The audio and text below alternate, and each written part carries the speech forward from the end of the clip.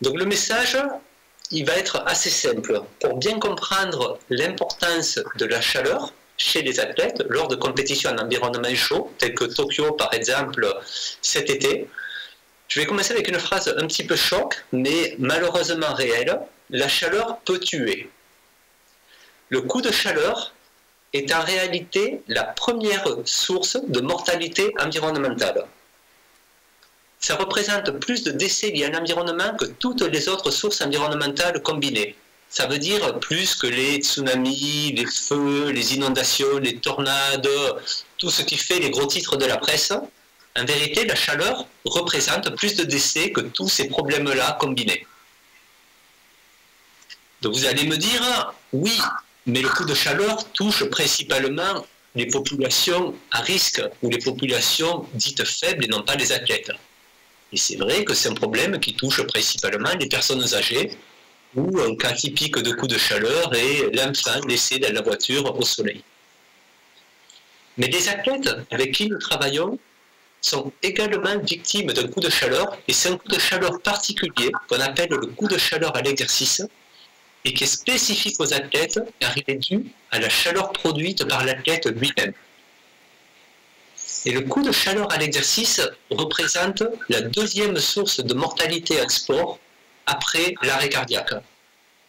En sport d'endurance, certaines études épidémiologiques considèrent même qu'il s'agit de la première source de mortalité en sport d'endurance, avec 10 coups de chaleur pour chaque arrêt cardiaque. Donc on est en présence de quelque chose qui est potentiellement extrêmement dangereux pour nos athlètes, et comme nous allons le voir, extrêmement nuisible à la performance. Et le problème pour les athlètes est que la chaleur est produite par l'athlète lui-même au cours de l'exercice. Donc l'athlète et l'exercice sont les premiers facteurs de risque pour le coup de chaleur. Pour bien comprendre ce qui se passe de manière assez succincte et résumée, il faut savoir que lorsqu'un athlète fait un exercice, il produit de la chaleur. C'est-à-dire que uniquement un quart de l'énergie consommée par l'athlète devient du mouvement.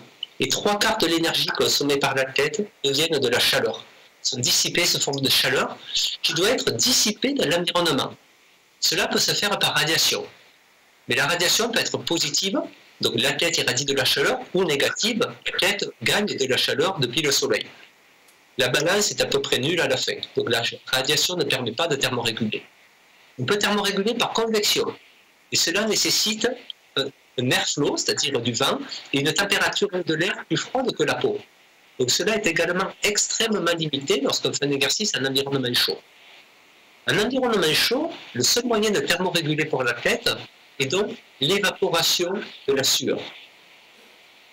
Et là, je fais une petite pause sur le mot évaporation. C'est-à-dire, ce n'est pas le fait de suer qui permet à l'athlète de thermoréguler, mais c'est le fait d'évaporer la sueur. Sans rentrer dans les détails physiques, la sueur est un liquide. Lorsqu'elle s'évapore, elle devient un gaz. Ce changement d'état, de l'état liquide à l'état gazeux, est consommateur d'énergie. Cette énergie est de l'énergie thermique. Lorsque la sueur s'évapore de la peau, elle refroidit la peau en prélevant de l'énergie thermique au niveau de la peau. Cela veut dire que les environnements humides, qui limitent l'évaporation de la sueur, sont beaucoup plus forts et beaucoup plus limitants à la performance que les environnements chauds et secs. Donc, quand je vais parler d'environnement chaud, ça sera uniquement un raccourci linguistique pour l'environnement chaud et humide. La deuxième chose importante dans cette petite animation, c'est que la chaleur est produite au niveau du muscle. Nous sommes donc en présence d'un cas où la chaleur est produite au niveau du muscle et la chaleur est dissipée au niveau de la peau. Il est donc nécessaire de transporter cette chaleur du muscle vers la peau pour pouvoir l'évacuer dans l'environnement. Pour faire une analogie avec un modèle que tout le monde comprendra bien, imaginez par exemple votre voiture. Le moteur produit de la chaleur. Cette chaleur est dissipée dans l'environnement au niveau du radiateur à l'avant de la voiture.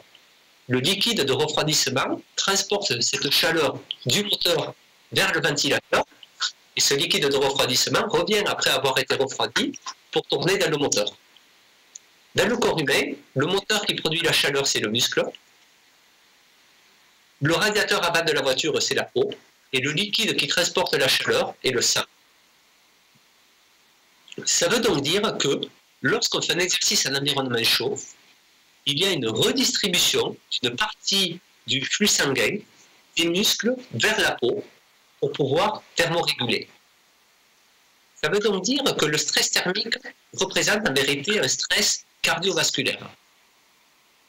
De plus, ce sang qui part vers la peau, spécifiquement le sang qui est dans tous les petits capillaires sanguins au niveau de la peau, ne participe pas au remplissage cardiaque de la même manière que le sang qui est redirigé vers les muscles. On a donc une diminution du remplissage cardiaque et donc du volume d'éjection systolique lorsqu'on fait un exercice en environnement chaud, qui va devoir être compensé par une augmentation de la fréquence cardiaque. Ça veut donc dire que pour un exercice donné, qui nécessite un débit cardiaque donné, une intensité donnée, que ce soit en vitesse ou en watts, on aura un environnement chaud, une fréquence cardiaque qui sera toujours supérieure à l'environnement neutre. Donc les deux choses déjà à reconnaître ici, c'est que si vous êtes un physiologiste de l'exercice comme moi, vous allez considérer le stress thermique comme le stress cardiovasculaire et un stress qui est progressif, qui va augmenter avec la température. Si vous êtes un entraîneur ou un médecin, vous allez vous rendre compte que les fréquences cardiaques sont supérieures à un environnement chaud. La fréquence cardiaque maximale que vous observez chez vos athlètes de tests de laboratoire en environnement neutre n'est que contextuelle.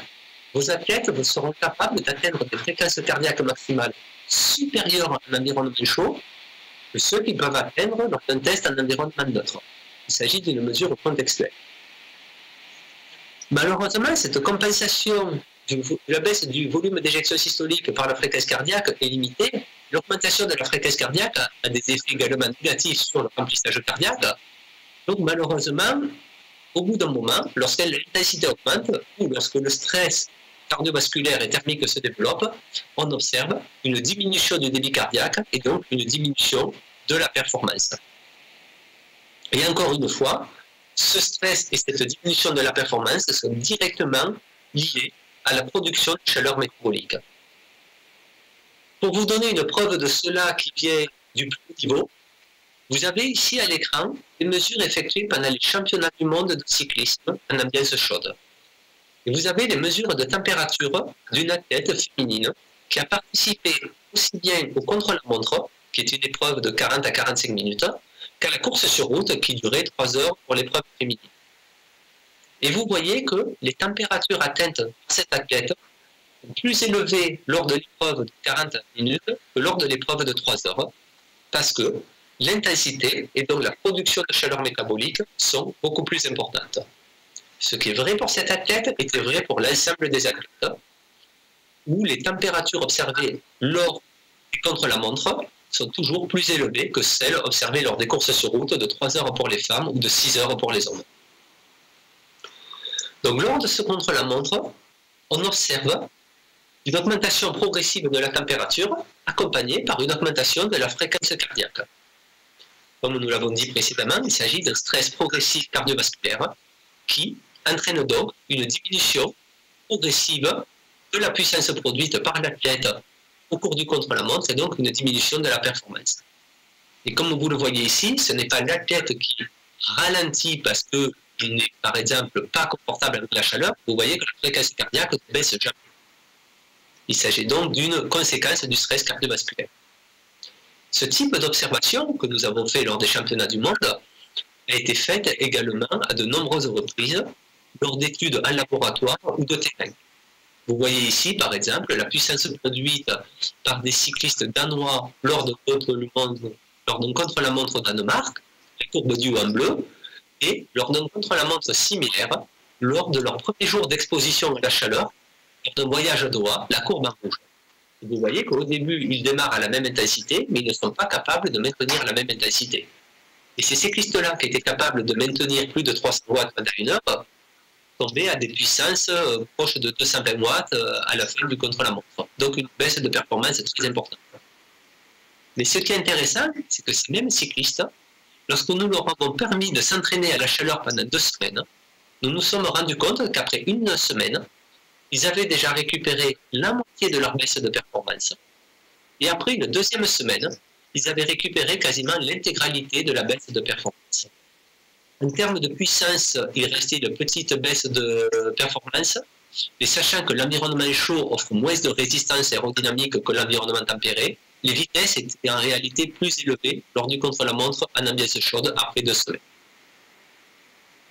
Donc le message à retenir ici est que l'acclimatation à la chaleur est le moyen le plus efficace de protéger la santé et la performance de vos athlètes en environnement chaud, tel que par exemple lors des futurs Jeux Olympiques de Tokyo. Ces données qui ont été observées lors de sports individuels, tels que de la course à pied ou du cyclisme, ont également été observées lors de sports collectifs. Et nous sommes à la FFR, donc nous allons quand même donner un exemple observé lors de sports collectifs. Et vous avez ici les résultats d'une étude qui est déjà assez ancienne, que nous avons fait il y a une dizaine d'années de cela, à l'époque où le Qatar se préparait pour organiser une Coupe du Monde en été. Donc, nous avons étudié l'effet de l'environnement chaud sur des matchs de football. En comparant, par exemple, des matchs joués en extérieur, on a demandé aux athlètes de jouer à midi, où les joueurs ont joué à midi, sous le soleil, sous la canicule, il faisait 43 degrés, et on a comparé leurs réponses à un match joué en intérieur, en environnement climatisé. La première observation est que la distance parcourue durant le match, principalement la distance parcourue à haute intensité, diminue. Ce qui est en accord avec les observations faites chez les cyclistes et la notion de stress cardiovasculaire qui limite la performance. Et nous avons fait les mêmes observations au plus haut niveau. Vous avez par exemple ici des observations faites durant les 64 matchs de la Coupe du Monde 2010 au Brésil, la Coupe du Monde de foot FIFA, où vous voyez sur les triangles noirs que la distance effectuée à haute intensité diminuait avec la température du match.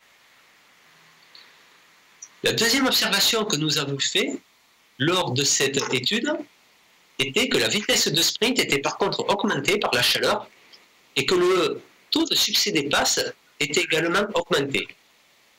Et là également, nous avons reproduit ces observations au plus haut niveau, en compétition, lors de la Coupe du Monde de foot de 2010, où nous avons observé, avec l'augmentation de la température, une amélioration du taux de succès des passes. Donc qu'est-ce que ça veut dire?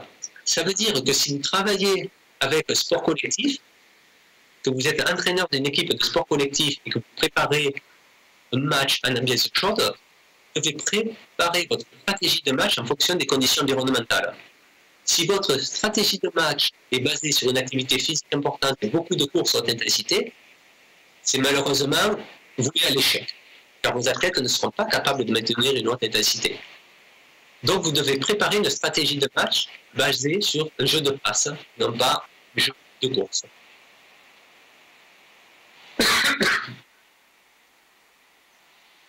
Ces joueurs à qui nous avons demandé de jouer à midi en plein soleil par une température de 43 degrés, nous leur avons donné la possibilité de s'entraîner à la chaleur pendant une semaine avant le match. Et on se rend compte que les baisses de performance observées durant le match, en termes par exemple de distance parcourue, une baisse d'une distance moyenne de 6%, sont très variables entre les joueurs d'une même équipe, alors qu'ils suivaient tous le même entraînement. Certains joueurs sont dans la zone des moins 5 à plus 5%, qui est la variabilité du match en offre, alors que d'autres joueurs diminuent jusqu'à 15% leur distance parcourue. Lors de cette semaine d'acclimatation, les joueurs se sont adaptés. Et légalement, il y a une grande variabilité physiologique. Certains joueurs n'ont pas changé leur hématocrite, c'est-à-dire n'ont pas eu d'adaptation sanguine, alors que d'autres joueurs ont une diminution de l'hématocrite, c'est-à-dire une augmentation de leur volume plasmatique, qui est une des adaptations de base à l'environnement chaud. Et ces deux paramètres sont assez bien reliés. Vous voyez par exemple ici que les joueurs en vert, qui ont eu des adaptations hématologiques après une semaine d'entraînement à la chaleur, sont capables de maintenir leur distance parcourue lors d'un match en environnement chaud. Alors que les joueurs qui n'ont pas encore eu ces adaptations, qui auraient nécessité 2 semaines, par exemple, et non pas une semaine pour se préparer, ont été obligés de diminuer leur niveau d'activité physique lors de match en environnement chaud. Donc là également, le message à retenir est le même que précédemment lors des sports individuels.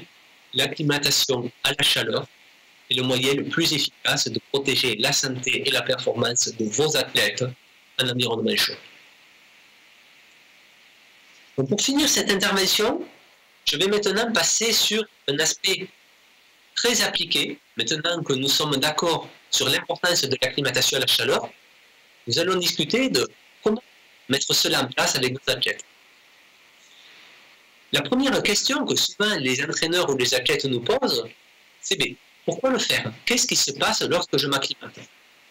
Donc, comme mentionné précédemment, une des premières réponses que vous allez observer lors de l'acclimatation à la chaleur est une augmentation du volume plasmatique. Cela va permettre d'augmenter le volume sanguin et donc de réduire le risque cardiovasculaire, donc d'observer une diminution de la fréquence cardiaque à l'exercice. Une diminution de la fréquence cardiaque lors d'un exercice donné veut également dire une intensité supérieure à une fréquence cardiaque donnée. Donc, on observe une augmentation de la performance. L'athlète va également se sentir plus confortable.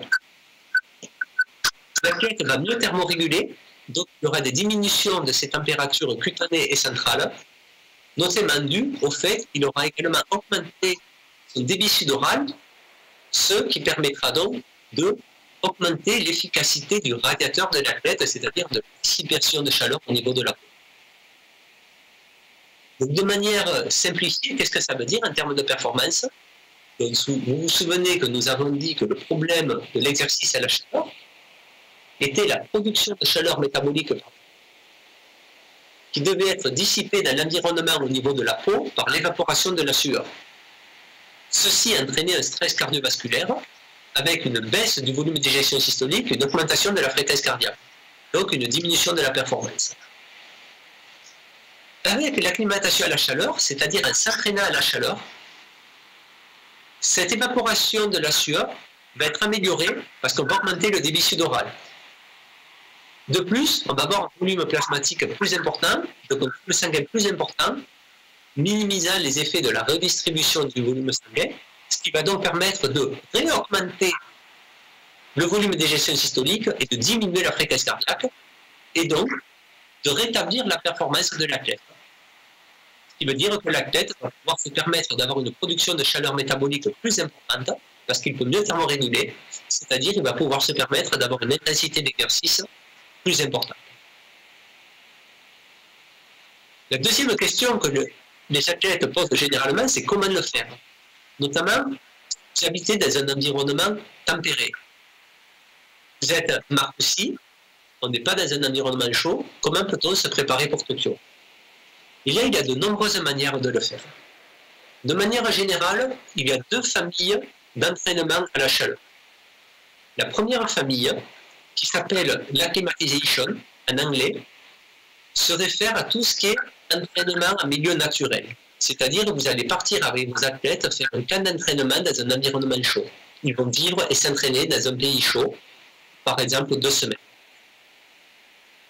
La deuxième famille, qui s'appelle acclimation, mais en français on utilise tout le temps le même mot, d'acclimatation qu'on parle de la première et de la deuxième famille. La deuxième famille se réfère à l'environnement artificiel, c'est-à-dire utiliser des chambres environnementales, comme celles que vous allez voir un petit peu plus tard aujourd'hui à Marcoussis, qui permettent donc de simuler n'importe quelle condition environnementale qui existe sur la planète ou qui n'existe pas, uniquement dans l'objectif de créer un stress environnemental sur l'athlète. Le type d'entraînement qu'on fait là-dedans peut être très variable. On peut choisir de s'entraîner de manière autorégulée, comme on le fait souvent en sport collectif. De manière historique, la plupart des études ont été faites avec des exercices à charge constante, mais on s'est rendu compte que cela posait un problème parce que cela ne prenait pas en compte les effets aigus ou les adaptations chroniques à l'environnement. Du coup, de plus en plus, on utilise des intensités contrôlées par les réponses physiologiques. Par exemple, un entraînement constant à la fréquence cardiaque donnée. Donc l'intensité sera différente à l'environnement chaud par rapport à l'environnement tempéré. L'intensité absolue sera différente, mais l'intensité relative en termes de fréquence cardiaque sera la même.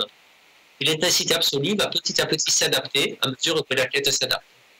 Donc, cette colonne du milieu, d'une intensité contrôlée d'après des réponses physiologiques telles que la fréquence cardiaque, est actuellement la plus utilisée par les athlètes. D'autres personnes utilisent des hyperthermies contrôlées. Cela nécessite de mesurer la température en continu de l'athlète et pose des problèmes une fois que l'athlète est hyperthermique d'arrêter l'entraînement. Mais vous pouvez également utiliser des solutions passives. C'est-à-dire, si vous n'avez accès à aucune chambre thermique pour vous entraîner, si vous n'avez pas d'accès à des conditions chaudes, il est vraiment très facile de simuler de la chaleur. Simuler de l'altitude nécessite de l'équipement. Simuler de la chaleur est très simple. Certains athlètes s'entraînent sur leur vélo d'appartement dans leur salle de bain avec un radiateur au maximum et l'eau chaude qui coule dans la baignoire pour créer de l'humidité. Donc c'est vraiment quelque chose qui est très facile à simuler. Donc il n'y a absolument aucune excuse pour un athlète de ne pas le faire et de se présenter à une compétition en environnement chaud sans s'être entraîné à la chaleur. Quand le faire, mais légalement il y a plusieurs possibilités. Ce qui compte, c'est essayer d'avoir 2 semaines de préparation à la chaleur. Selon votre planification de la période d'affûtage et de votre voyage, vous pouvez choisir de faire ces 2 semaines avant de voyager, après voyager, en partie avant voyager, en partie après voyager, ou même de les faire un mois en avance et de maintenir vos adaptations avec une séance régulière toutes les quelques jours à la chaleur. Donc légalement, il y a vraiment de nombreuses possibilités, donc il n'y a vraiment aucune excuse pour un athlète ou un entraîneur de ne pas se préparer sur un environnement chaud. Est-ce que tous les athlètes sont les mêmes? Oui et non. Oui, dans le sens où tous les êtres humains sont les mêmes, tous les êtres humains s'adaptent à la chaleur. C'est une caractéristique humaine qui est importante, qui a été importante dans l'évolution de l'espèce humaine, l'adaptation à la chaleur, donc tout le monde s'adapte à la chaleur. Il n'existe pas de répondeur ou de non-répondeur à la chaleur. Tous les êtres humains s'adaptent à la chaleur. Mais tout le monde ne s'adapte pas à la même vitesse. Donc, certains vont s'adapter à 1 semaine, la plupart vont s'adapter en 2 semaines, mais certains peuvent nécessiter plus longtemps. Et là, vous voyez 2 exemples extrêmes de 2 athlètes qui ont effectué le même protocole d'entraînement à la chaleur. Vous voyez que l'athlète A en vert s'était adapté en 1 semaine, alors que l'athlète B en rouge continue à s'adapter progressivement pendant 3 semaines.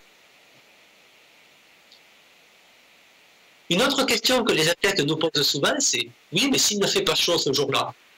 Du coup, ils ne s'entraînent pas à la chaleur en pensant que peut-être il ne fera pas chaud, donc peut-être ça ne sera pas utile et ça sera négatif pour eux. Donc là, je tiens à rassurer tout le monde, il n'y a aucun effet négatif de s'entraîner à la chaleur sur la performance en milieu tempéré, il y a même des effets positifs. Soit cela n'aura pas d'effet, soit cela aura un effet positif. Il y a par exemple plusieurs études qui ont montré que un entraînement à la chaleur permettait d'augmenter la VO2 max, alors que le même entraînement en milieu tempéré ne permettait pas cela, et ce, même chez des athlètes entraînés. D'ailleurs, il y a quelques années, cela avait fait un petit buzz médiatique, avec des titres de la presse qui se demandaient si la chaleur était la nouvelle altitude. Et vous voyez sur cette capture d'écran prise en pré-saison en Australie, la saison australienne d'AFL, cette année-là, plus d'équipes faisaient leur temps de pré-saison en chaleur qu'en altitude. Donc aucun effet négatif, que des effets positifs. Donc encore une fois, aucune excuse pour ne pas le faire.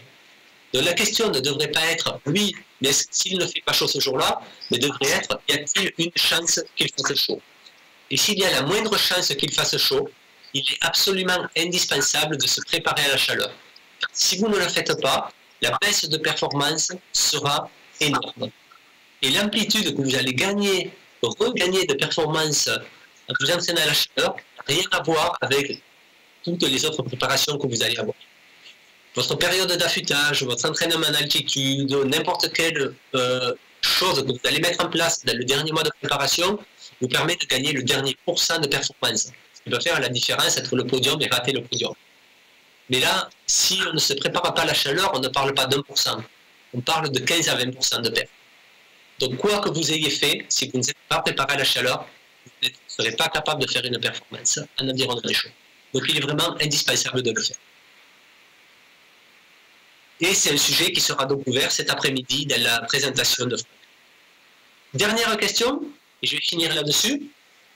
Souvent les athlètes demandent, mais y a-t-il d'autres avantages? Donc, si c'est si bien que ça, est-ce que je devrais uniquement le faire avant les compétitions d'environnement chaud ou est-ce que je peux le faire à d'autres moments? Et oui, il y a d'autres avantages. Et je vais notamment, par exemple, sur des adaptations musculaires, avec une hypertrophie musculaire et une augmentation de la force due au stress thermique. Mais là également, je ne vais pas rentrer dans ces détails parce que ça sera couvert cet après-midi donc, dans la présentation d'Olivier sur l'utilisation thérapeutique de la chaleur et de l'hypoxie. Donc pour finir, j'espère qu'en diffusant ce message de manière générale, nous allons voir de moins en moins ce type de vidéos que nous voyons régulièrement tout autour du monde avec des athlètes qui montrent des signes typiques de coups de chaleur. Une des vidéos les plus récentes là-dessus est celle que vous voyez en bas à droite de l'écran lors des Commonwealth Games de l'an dernier. Et j'espère que de plus en plus, nous allons pouvoir voir ce genre de vidéos à Beijing en 2008, dans une ambiance chaude et humide, où certains athlètes ont souffert de la chaleur et où tout le monde disait qu'il serait impossible d'avoir une course rapide due aux conditions chaudes et humides. Wanjiru a établi un nouveau record olympique à 2h06. Il s'agit encore du record olympique et celui-ci a été établi en conditions chaudes et humides. Je vous remercie de votre attention.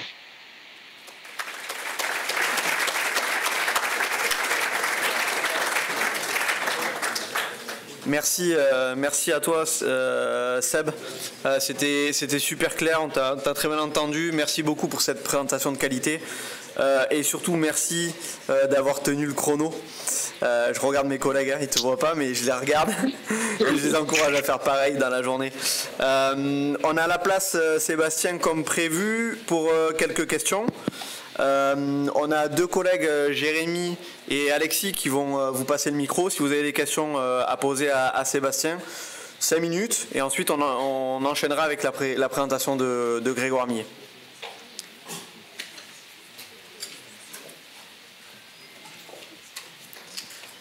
Oui, bonjour. J'avais une petite question. Merci d'abord pour cette présentation très claire.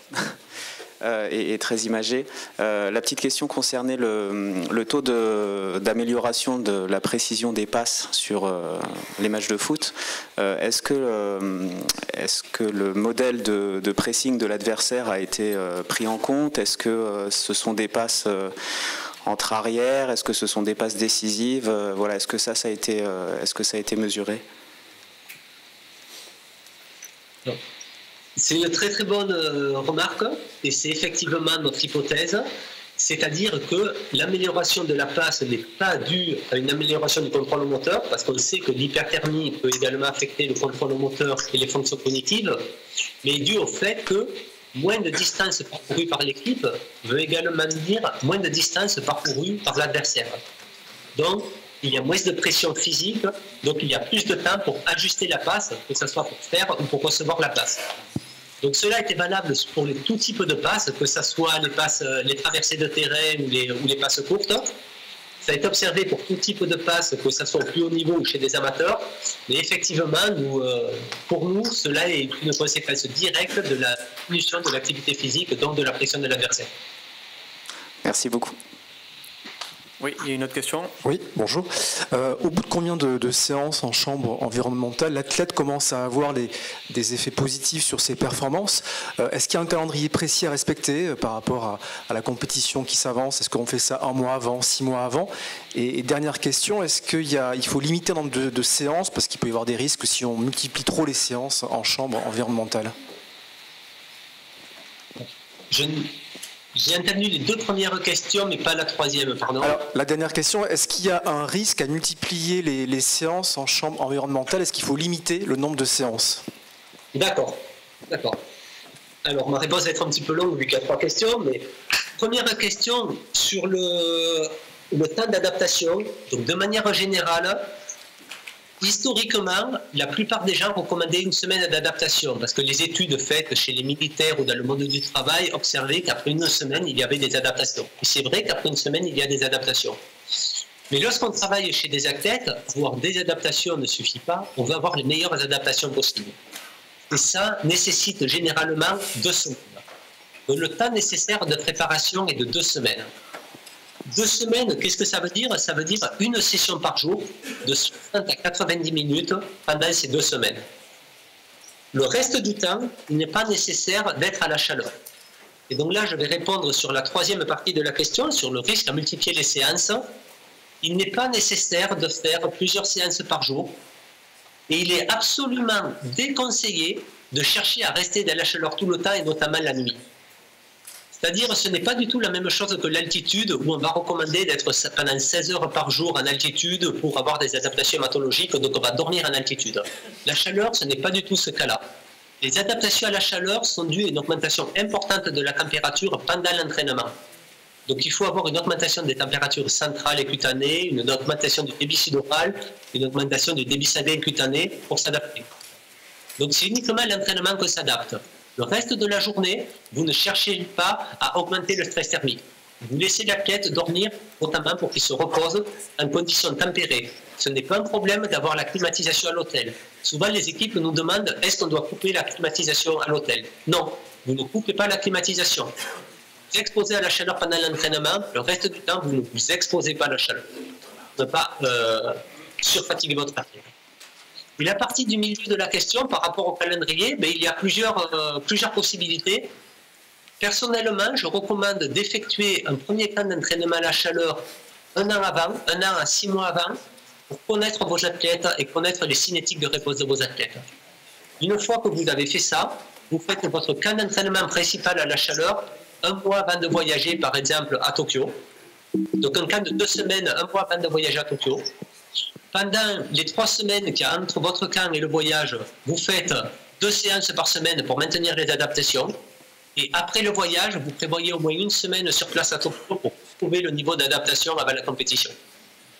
C'est un exemple, bien entendu, il y a plusieurs possibilités.